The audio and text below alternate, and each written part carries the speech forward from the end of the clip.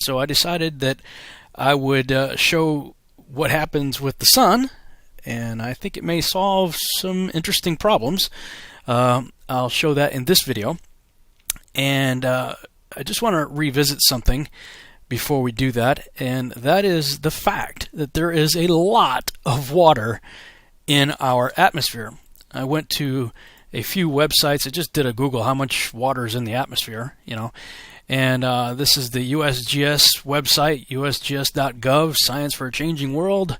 The USGS Water Science School talks about there is always water in the atmosphere. Clouds are, of course, the most visible manifestation of atmospheric water, but even clean air contains water in particles that are too small to be seen. One estimate of the volume of water in the atmosphere at any one time is about 3,100 cubic miles, or 12,900 cubic kilometers.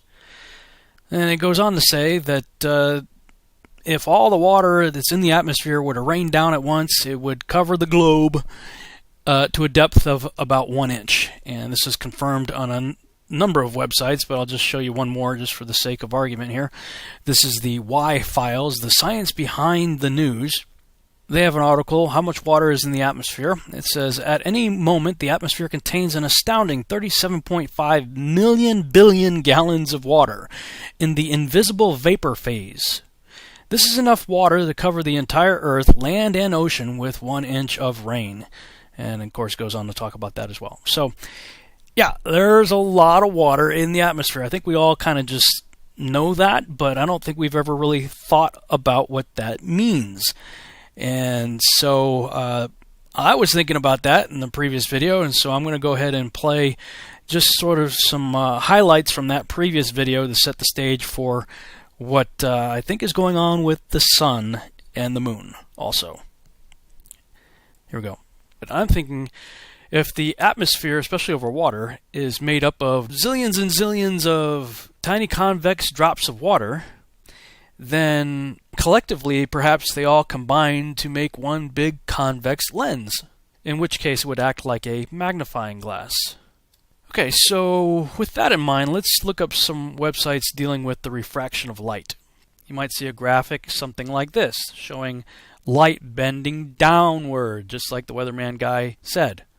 And here's your typical graphic showing how light rays entering some sort of medium, like in this case water, refraction causes the light to bend downward. Now, we've all seen pictures of, a pencil or something in a glass of water, and how not only does refraction bend the image downward, it also magnifies it.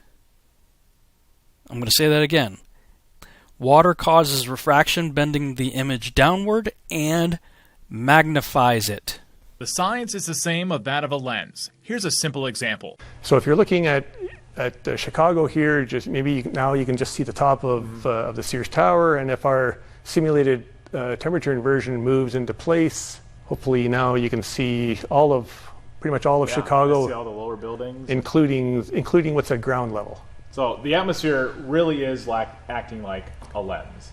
Yes. Here's what I came up with. I've got my magnifying sheet frame, and I created a little stand to paste the sun on it and keep it the same height over the flat surface of a table. So the sun is always going to be parallel with the surface. And check this out. All right, here's the first test of a sun moving over a flat surface, and with no atmospheric magnification, it does what we might expect it would. It gets smaller as it goes away from us. All right, now let's see what happens when we add in our atmospheric magnification. Again, water and refraction. Water causes magnification and refraction, right? So let's bring the sun back. Oh, check this out. Refraction bends the light downward. It made the sun set on a parallel surface.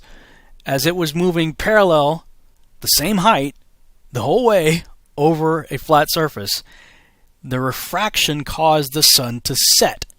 Not only that, well, let's bring in the beginning of that little test, and we see that it maintained pretty much the same size, too. Pretty close. And of course, that's because as it's moving away, the magnification is still taking place. And so even though the sun's further away than it was in the beginning of the test, the magnification basically preserved the same size, and the refraction made it set. Now, I'm just going to put forward a crazy idea for you to think about.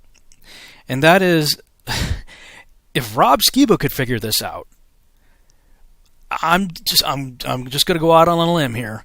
I think it's quite possible that the creator of the cosmos could have figured out the same thing and engineered our beautiful sunsets, thanks to all that water he placed in our atmosphere. Just something to think about. Thanks so much for watching. I hope you enjoyed this video presentation. If you did, please subscribe to my YouTube channel, like the video, and share it on your favorite social media sites. There's a lot more to come, so stay tuned and we'll see you back next time.